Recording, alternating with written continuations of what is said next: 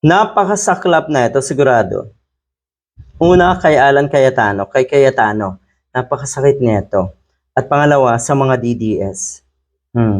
Ang bilis ng mga pangyayari, nung una puring-puri kayo, tas ngayon kung sumanib daw etong si Joel Villanueva sa Gatchalian Bloc to form 13-member majority, ano na daw ang magiging reaction ng mga DDS? All of a sudden, titirahin na naman nila si Joel Villanueva.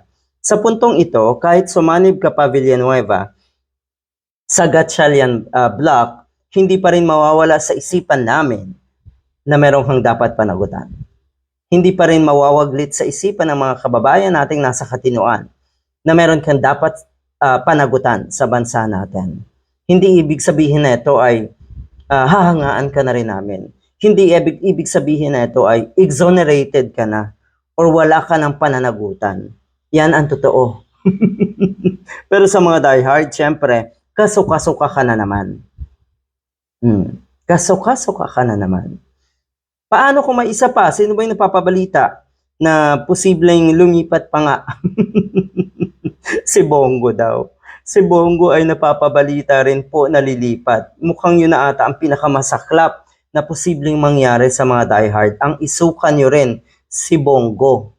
Isusuka si Bongo at si Villanueva ng mga DDS na kamakailan lang, nung isang araw lang ay tudo papuri kayo sa kanila. Paano yan? Alam ko na daw ang magiging reaction na itong si Cayetano. Pusahan tayo. Magla-live na naman daw itong si Cayetano sa Facebook. Magngangawa na naman yan doon. Tapos suportado na naman ng mga DDS at isusumpa si Joel Villanueva. Sali na rin si Bongo dahil nababalita nga. Paano ba yan? Ganyan naman ang mangyayari sa mga diehard. At isa pa, hindi naman sila naniniwala kapag may proklama ng Senate President si Senator Win Gatchalian. Sasabihin na naman daw na itong mga diehard na illegal dahil ang gusto nila ay si Alan Cayetano pa rin. Si Cayetano pa rin ang gusto ng mga diehard.